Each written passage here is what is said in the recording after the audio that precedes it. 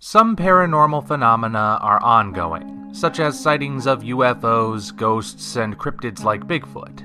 Every once in a while, however, you have isolated events, things that come and go quickly yet leave a lasting impact. Such is the case with the doverdemon, a being which only showed up for a few seconds over a 24-hour period, yet has left a decades-long mystery in its wake. It's a mystery that has proven to be an endless source of frustration to anyone who looks into it, and you're about to learn precisely why. The quickest summary of events goes like this. On April 21, 1977, 17-year-old Bill Bartlett was driving home when he was startled by a small humanoid creature crawling on top of a stone wall in Dover, Massachusetts. When he reported the sighting to the police, he made this sketch of what he saw. The whole thing might have been written off as either a delusion or a joke, if not for John Baxter, a 15-year-old who reported seeing the same creature on the same night and produced a nearly identical sketch. Bartlett and Baxter had not met each other before, yet somehow they had seen the same strange thing. This would be curious enough, but the following night a third sighting was reported, this time by 15-year-old Abby Brabham. Her report of the creature matched those of the others, save for one detail. While Bartlett and Baxter had described the creature as having glowing orange eyes, Brabham described them as green, and she did not change this detail even when pressed to do so. Otherwise, the details lined up exactly. Cryptozoologist Lauren Coleman arrived on the scene to investigate alongside local authorities, but the creature, whatever it was, never appeared again and was never identified. Thus, the legend of the doverdemon was born. That is the brief summary most people know about the mystery. From there, three popular theories have arisen to explain what happened. The first theory is that it was a known animal viewed under circumstances that made it appear strange. The most popular candidate here is a baby moose, but horses, cows, dogs, and even gibbons have been suggested. The second theory is that there was no creature at all and the whole thing was made up by the eyewitnesses. The third theory, for those who are less inclined to dismiss the otherworldly, is that the creature was an extraterrestrial of some sort, and the reason it never showed up again was because it returned to outer space. Any of these answers might satisfy their proponents, and I'll be further addressing why later, but none of them is supported by the evidence. Those who have only seen or read brief summaries of the event might not fully appreciate how thorough the original investigation was. You can find it all detailed in a chapter of Lauren Coleman's Mysterious America, which this video will be branching off of. I'd recommend reading the book to get all the facts. For now, we shall summarize why each of the popular explanations for the doverdemon don't quite hold up to scrutiny. Let's start with the idea that the whole thing was a hoax. Coleman and the local authorities did consider this as a possibility, and thus followed that thread to see where it might lead. Most of the people interviewed as character witnesses were firm in their belief that the teenagers, and Bartlett in particular, were not the kind of people to pull a stunt like making up a monster sighting. However, one individual sang a different tune. This individual, a teacher at Bartlett's school who wished to remain anonymous, claimed that Bartlett was a natural-born troublemaker, and he most certainly would do something like this, lying so as to waste people's time and get a little attention. Quite a damning statement, and also one that seems definitive. Here's our whistleblower, the one man in the whole of Dover willing to speak the truth. Or was he? It struck the investigators as odd that this teacher would A, be the only person with anything negative to say about Bartlett, and B, not want his identity revealed in public records of the case. Further investigation into this would-be whistleblower's background revealed that he had deeply personal reasons to smear Bill Bartlett's name. Though since those reasons would compromise the already agreed-upon anonymity, they were not included in the final report, nor are they divulged in Coleman's book. As such, his testimony was at best suspect and at worst character assassination. Ultimately, that was the only evidence of a hoax the team found, and it was deemed unreliable.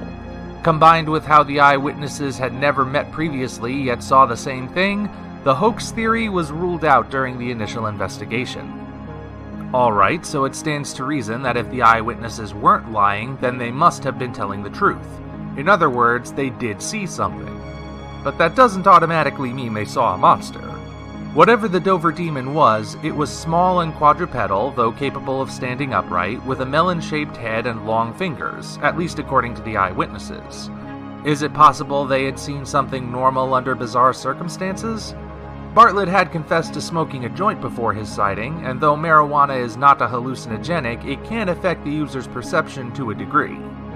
That would only account for him, though, and not the others. The most popular candidate for the doverdemon's identity is a baby moose, which does somewhat match the silhouette and color described. The fingers, meanwhile, have been rationalized as vines caught in the infant's hooves. Of all the theories, this one gets the most attention and is deemed the most likely after the hoax theory. The original investigation did not explore the possibility of a baby moose, for reasons I'll explain in a moment, but they did consider a baby horse as a possibility. This was ruled out as being highly unlikely, as nothing about the theory made sense in execution. Now, some might argue that ruling out a horse does not rule out a moose, but there is a reason that a moose was not seriously considered at the time. Not only is April the wrong time of year for a baby moose to be out in the world, but there were no moose in that region of Massachusetts in 1977. None at all. The reason a moose wasn't investigated is the same reason you don't investigate shark attacks in the desert. Furthermore, one would think an out-of-season baby moose separated from its parents who shouldn't even be there in the first place would have been easy to find and capture, but nothing ever turned up, and no adult moose was ever seen in the months that followed. In light of this, people have suggested various other known animals, from a bovine calf to a gibbon escaped from a zoo or home of someone who illegally imported it. However, there is no hard evidence to support any of these claims either. No bodies of exotic animals were found in the region, and surely a creature used to human contact would have been seen again after these initial sightings. As such, this theory of substituting known creatures for unknown creatures is also sorely lacking in evidence, and thus also can be ruled out. It relies just as heavily on presumption as the third popular theory. Speaking of which, what about the idea that the doverdemon is an alien? If we accept that the creature literally looks the way it was drawn and described, then the alien theory would seem only logical. Nothing on Earth looks like the doverdemon, and since it never appeared again, perhaps that means it wasn't from Earth at all. Sure, it's essentially answering a question with another question, but darn it all, the thing looks like an alien, does it not? Well, that was investigated too, and it was also ruled out. If the doverdemon was an alien, you would expect some UFO sightings in the area either before, during, or after the creature was seen. Sure, it would not be a solid link, but it would be too great of a coincidence to ignore. No such sightings were ever reported, and nobody recalled seeing anything unusual in the sky at the time. While you could argue that people simply missed the UFO, that's more of a rationalization than an explanation, and thus it isn't very helpful. So if the doverdemon is not a hoax, a known animal, or an extraterrestrial, then what the heck is it? What answers do we have left? Well, we don't have any. The investigation basically hit a wall at a certain point, and since the doverdemon never showed up again, there was essentially nothing left to investigate. Before you take that as an excuse to once again write the whole thing off, bear in mind that plenty of investigations not involving the paranormal hit roadblocks all the time. The Zodiac Killer left behind considerably more evidence than the doverdemon, and we still don't know his identity. Or, if you'd like a reason to never go camping again, go look up the number of unexplained disappearances that happen in American national parks year by year, see what kind of numbers you get. Really, the case of the doverdemon isn't so anomalous as far as being unsolved. It only stands out because of how unusual the subject matter is. But if this is an unsolved mystery, why do so many people wind up gravitating towards those three popular answers in spite of the facts? Well, it's a simple matter of armchair psychology. If there's one thing in the world that the human mind hates more than anything else, it's a lack of resolution, an absence of answers. Nature abhors a vacuum, as they say. We are collectively driven to question everything around us and figure out the who, what, when, where, why, and how.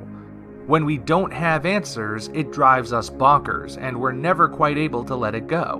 Why do you think we're still trying to figure out who Jack the Ripper was all these years later? We'll never bring him to justice or give closure to his victims' families. No, we're still asking because we need to know who he was, and we won't be satisfied until we do. For the doverdemon, it doesn't matter that these three answers of hoax, moose, or alien were taken off the board from the outset. All that matters is that they are answers, and if you can convince yourself that one of them is more likely than the others, and therefore more likely to be true, you will feel satisfied because you solved the mystery, facts be hanged. But that's not always how the world works. The doverdemon is an unsolved mystery, and is likely to remain that way. Sometimes there is no satisfying ending. That's all I've got. If you enjoyed this video, be sure to like it, as well as subscribe to the channel for more content of a similar nature. Also, check the description for links to our Twitter, DeviantArt, and Patreon pages, as well as the Amazon link for the novel Operation Red Dragon: The Daikaiju Wars Part 1, penned by yours truly. Thank you all, and we appreciate your support. YouTube channel, Don't Look Behind You. Subscribe for more horror videos and stories.